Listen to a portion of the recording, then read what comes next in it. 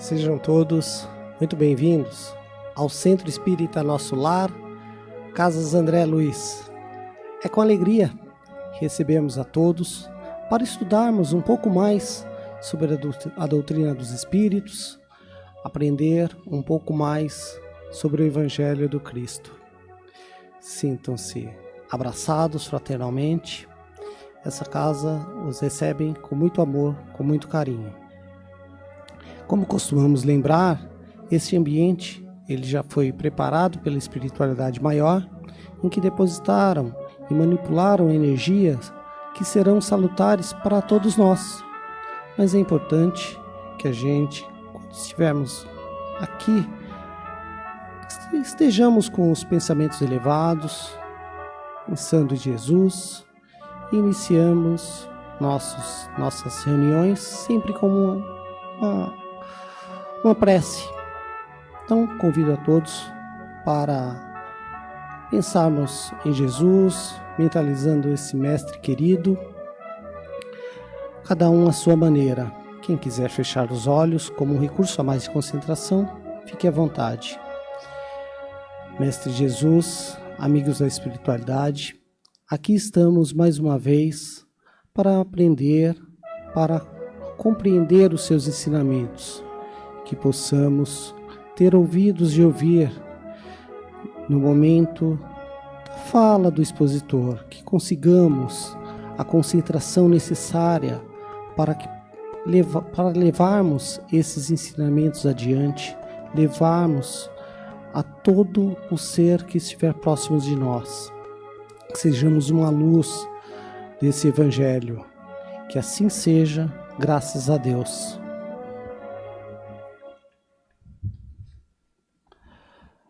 O tema da palestra de hoje será Esperança, extraído do livro Diretrizes para o Êxito, capítulo 25, de autoria de Divaldo Franco, pelo Espírito Joana de Ângeles.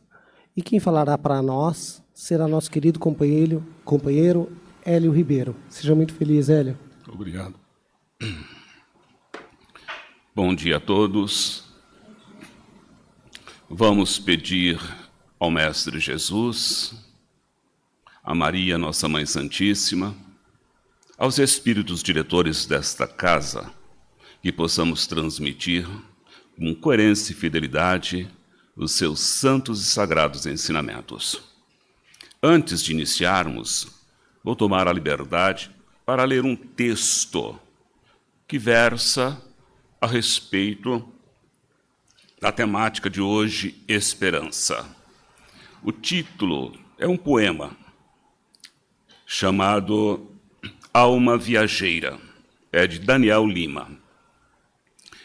Aonde irás ter perguntas, se de novo tiveres de seguir outros caminhos, no fim desses caminhos já seguidos? Aonde irás ter? Que adianta perguntares agora, alma viajeira? Não o saberias nunca. A estrada chama, a alma chama, os pés chamam, a vida chama. Andar, sair, caminhar sempre, é isto o que tens a fazer, eterno peregrino, e é o que sempre em agonia vens fazendo na insatisfeita busca de si mesmo. Vai, pois, sem nem saber aonde caminhas. Anda, sem de roteiros indagares, que o mistério da vida e a beleza da vida só se dá gratuita e plena a quem, andando sempre, ama a viagem, porque a viagem é a estrada e a estrada é a vida.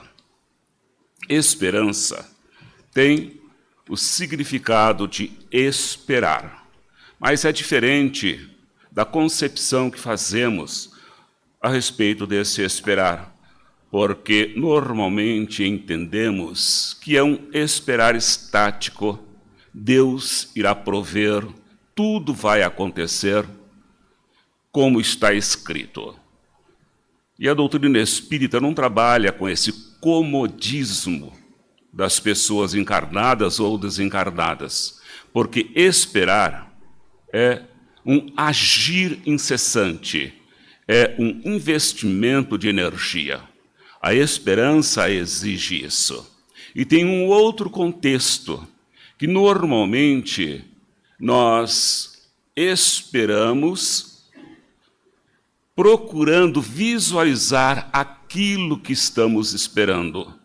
Como estamos falando de doutrina espírita, estamos falando do espírito, da espiritualidade, dos ensinamentos de Jesus, logicamente, esse esperar não se refere a poder ver aquilo que se espera, porque aquilo que os olhos veem é material. O que não vemos é espiritual. E o material, ele se desvanece. Ele não se torna algo eterno para todo sempre. Mas o que não vemos é este que vai nos acompanhar para o mundo espiritual. Então, não podemos pensar que esperar é visualizar aquilo que queremos. Normalmente, temos a esperança de adquirir um carro, uma televisão, uma casa, etc. Mas não é isso que tem o seu fundamento na doutrina espírita, nos ensinamentos de Jesus. Eu devo esperar alguma coisa. E essa alguma coisa, ela se encontra no futuro. Só que eu espero algo do futuro fincado com os pés no chão do presente. Então, estou no presente querendo algo que possa acontecer no futuro. E, normalmente, a nossa esperança é de felicidade, de paz, de alegria, harmonia. Para isso, há todo um contexto a ser respeitado, porque nós temos muitas reencarnações, muitas experiências, nem todas elas foram brilhantes, satisfatórias, e que no presente a lei de causa e efeito vem cobrando alguns desatinos que nós cometemos em vidas passadas, seja nesta mesma vida, seja em encarnações anteriores. Então, o nosso presente, às vezes, é perturbado. Temos dores, temos aflições, desejos que não são satisfeitos. E isso é muito comum para todos aqueles que aqui se encontram. Uma, pela própria característica do planeta, que é um planeta de provas e expiações. O que Jesus nos promete é um mundo feliz. E a nossa esperança para atingir esse mundo feliz é nos despojarmos de todos esses erros. Então, muitas pessoas questionam: eu oro, peço a Deus, mas Deus não me ouve, não me atende. Por que será? Eu somente poderei receber alguma coisa do Criador, de Jesus, de Maria, se eu tiver merecimento. E um merecimento normalmente não se faz presente. E a gente lastima, reclama, briga com Deus, fica de mal, pega o dedinho e se separam. E Deus, Ele não está ofendido pelo nosso entendimento, pelo nosso comportamento, mas Ele simplesmente deixa passar o tempo para que nós venhamos a aprender qual é a nossa verdadeira necessidade.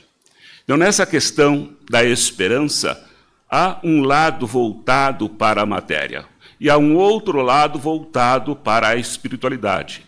Jesus mesmo nos disse que a porta da salvação é estreita, mas existe aquela porta larga que muitos entram e acabam se perdendo. Quando Jesus estava praticamente no final da sua missão, ele informou aos seus apóstolos, aos seus discípulos, que ele teria que passar por uma grande provação. O holocausto, o sacrifício. E os apóstolos ficaram temerosos. Mestre, mas quem é que vai nos orientar? Quem é que vai nos dar as lições precisas para a libertação? E Jesus fica comovido com esse tipo de diálogo expresso pelos apóstolos. E ele então promete a vinda de um outro Consolador. Ele dá a esperança para que no futuro o Consolador possa satisfazer todas as dúvidas que nós, enquanto encarnados, possamos ter. É essa esperança de Jesus que faz valer no dia de hoje. E desde há 2000 e tralalá de anos para hoje, a esperança ela vem superando conflitos, vem vencendo desaforos, até chegar dos dias de hoje com a vinda da doutrina espírita através de Kardec. E essa doutrina traz um livro chamado O Evangelho segundo o Espiritismo. E para a espiritualidade superior tem o título de O Livro da Esperança. Nós chamamos o Evangelho como o Livro da Esperança.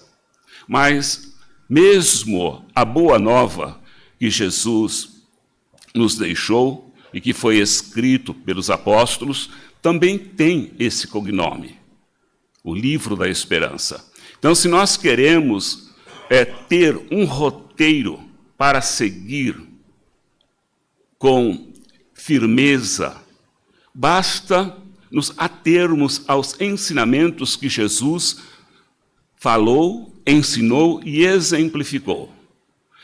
A maior perturbação que incide sobre o homem aqui na Terra é a questão da sobrevivência do espírito após a morte. Coisa que, na época, os judeus não entendiam, não compreendiam como isso podia ser. Porque Moisés, ele não se refere à vida no mundo espiritual nas suas leis.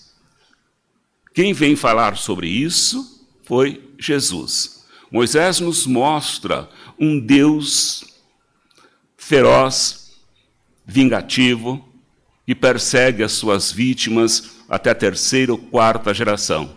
Jesus veio nos falar de um Deus boníssimo, um Deus de amor, e nos explica a questão do Espírito.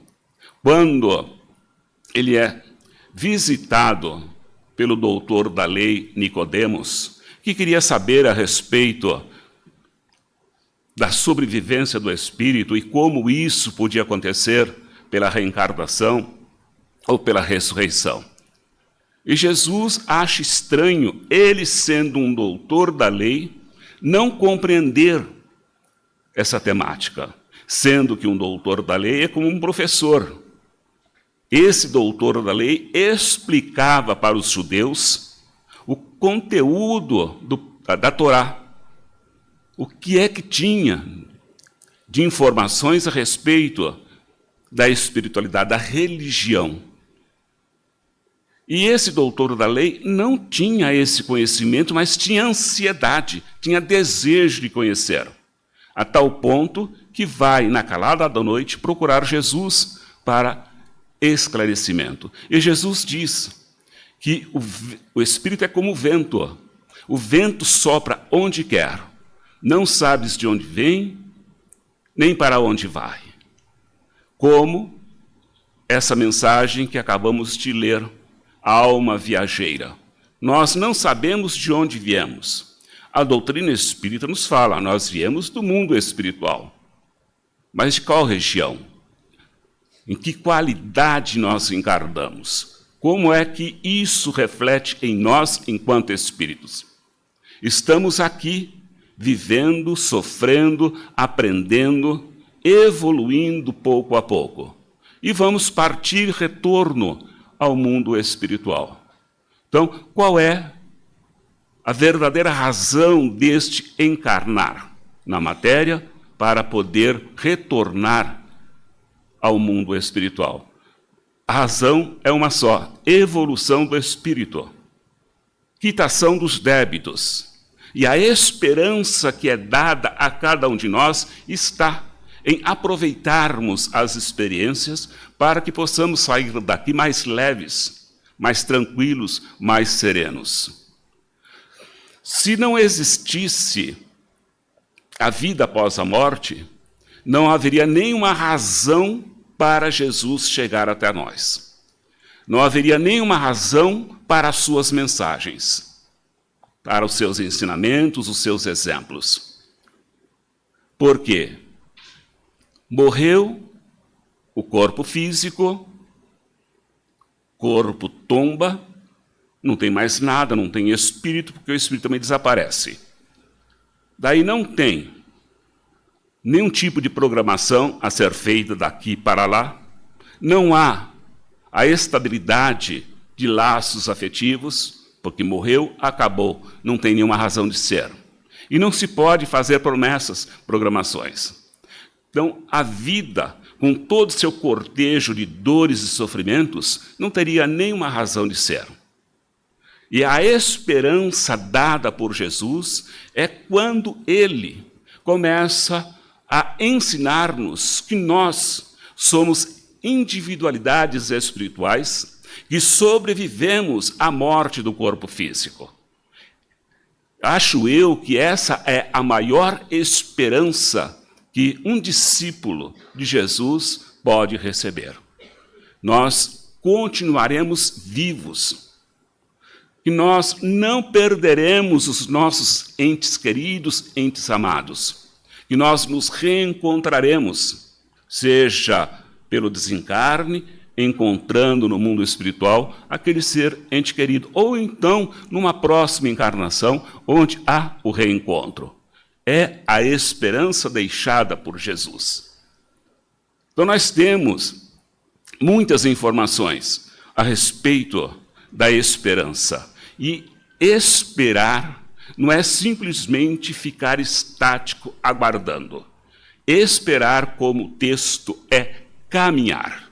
É caminhar de uma forma que eu invisto energia. Eu invisto valores espirituais.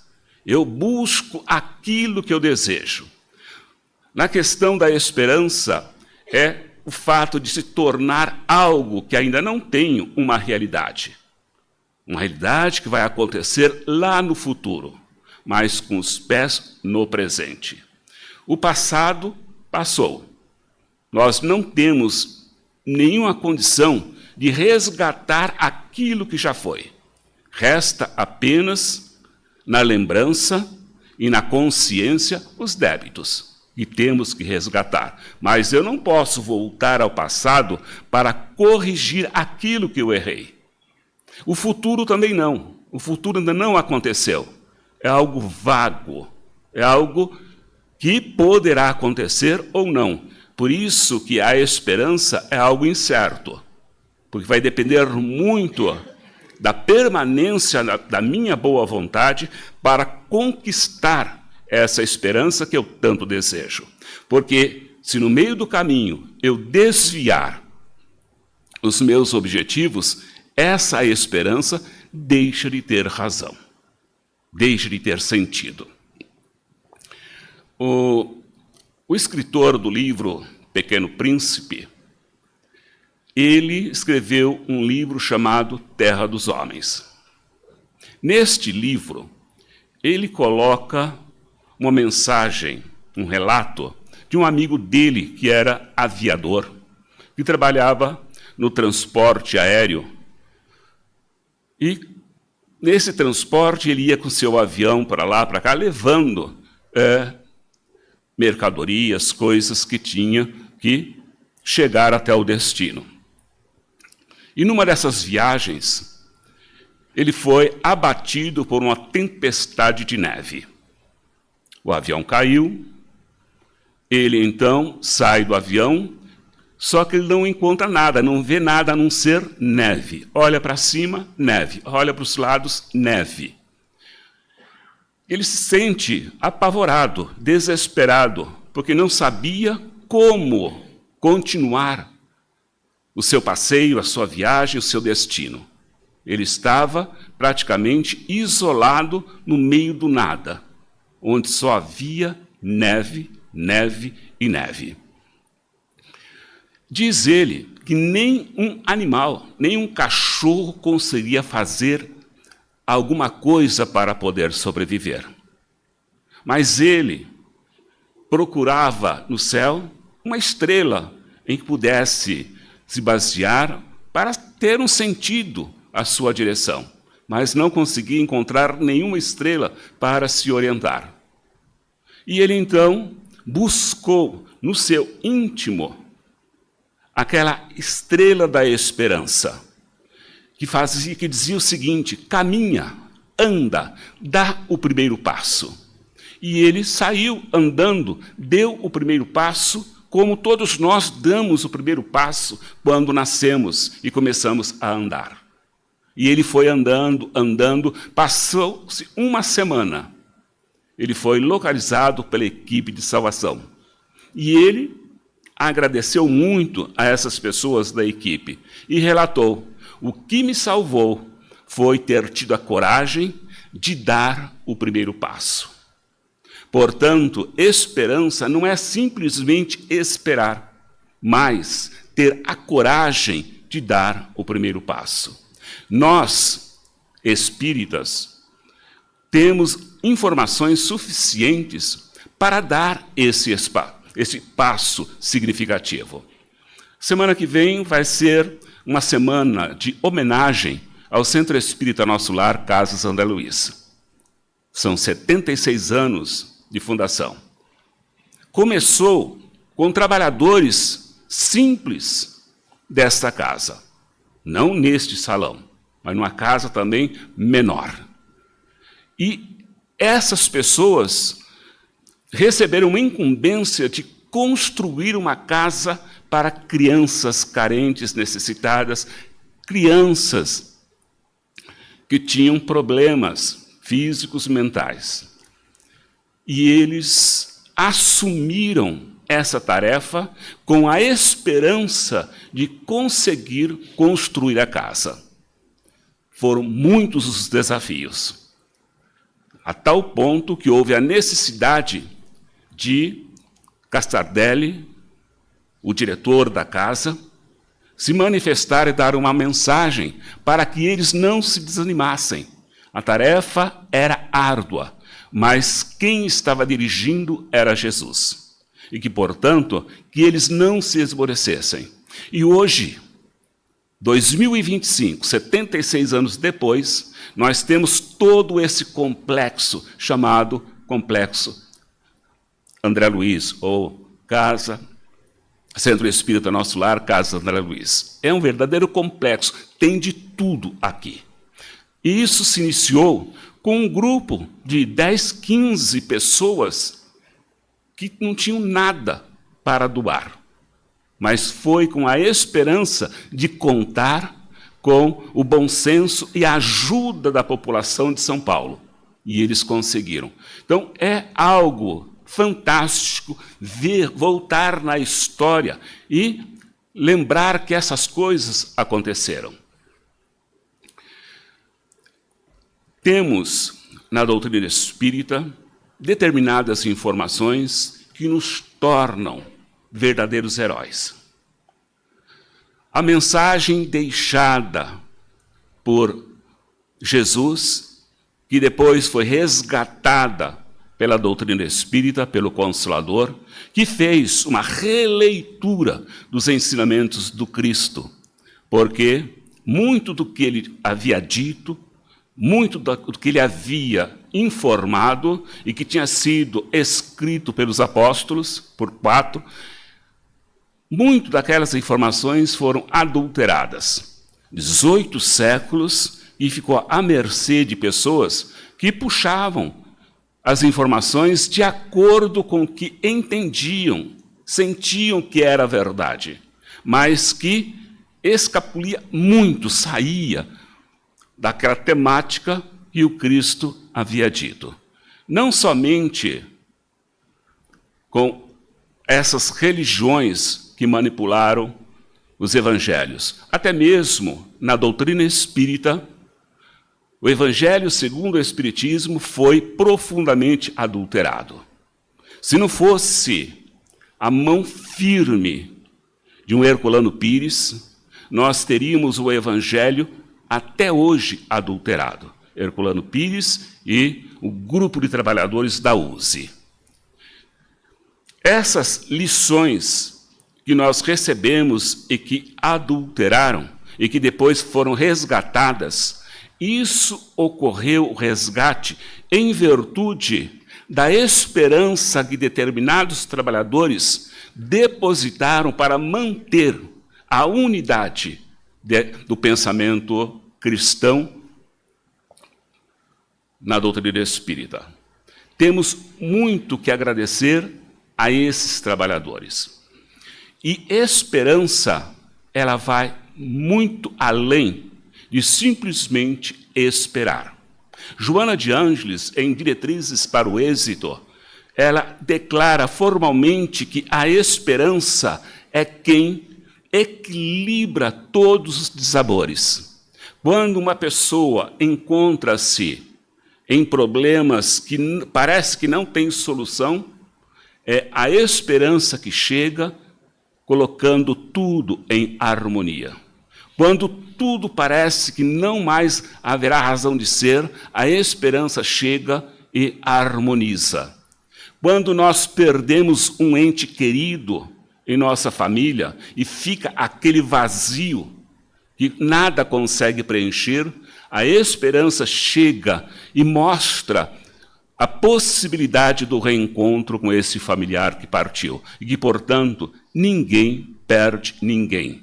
Ninguém perde um ente querido. Ele simplesmente parte mais cedo. É como aquele poema das joias devolvidas. As joias pertencem ao Criador. Simplesmente devolveu-se para o Deus.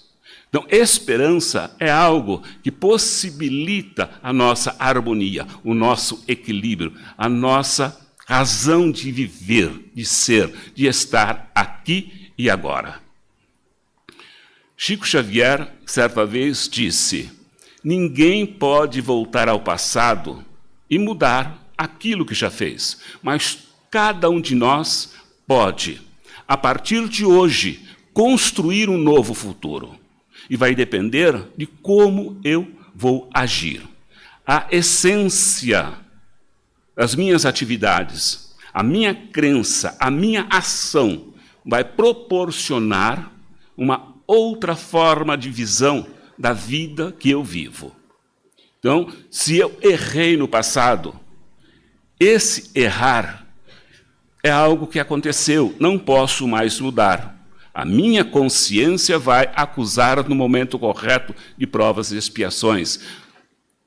E aquele momento em que houve o erro, eu acordar e propor mudanças, essa mudança vai fazer diferença no final, quando retornar à vida espiritual. Não só no retornar à vida espiritual, mas também na própria vivência aqui e agora. Muitas pessoas dizem, não adianta acreditar na esperança. Muitas pessoas pedem paz no mundo, mas não mexem uma palha para poder proporcionar paz dentro de si mesmo ou dentro do seu lar. Que adianta colocar bandeiras, flâmulas, quero paz, se a pessoa não faz nada para mudar a si mesmo em prol dessa paz que almeja, que deseja, que seria uma esperança de paz, de pacificação no nosso planeta. Mas essa pacificação inicia-se dentro dos nossos lares. Estabelecer a paz, lutar pela paz com os entes que convivem conosco dentro do nosso lar. Talvez seja a parte mais difícil. essa guerra Ucrânia e Rússia talvez não acontecesse se todos vivessem em paz dentro dos seus lares, se cada um lutasse pela essa paz interior. É uma forma de modificar a vida, de modificar o mundo. Então, esperança é desejar alguma coisa que eu quero no futuro, que eu almejo, para que eu possa receber. Só que essa coisa que eu quero, ela não é concreta. Ela não vem como um brinde a ser recebido no final da nossa vida. Você terminou a sua vida, olha a bandeja de créditos que você tem. Não é assim.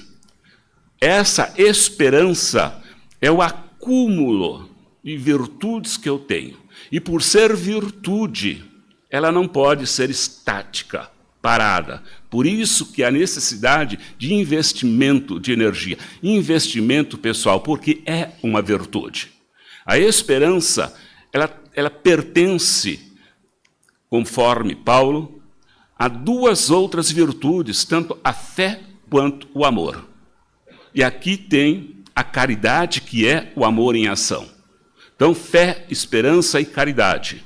Com essas três virtudes, nós conseguiremos mudar o mundo, porque conseguiremos mudar a nós mesmos. A pessoa que tem fé, confia nos seus talentos, acredita em si e vai à luta. A pessoa que tem esperança, ela confia em Deus e vai à luta. Deus proporciona a energia necessária para que essa pessoa saia vencedora. E o amor é aquele elan que envolve, que se manifesta em tudo aquilo que nós fazemos, pensamos e dizemos.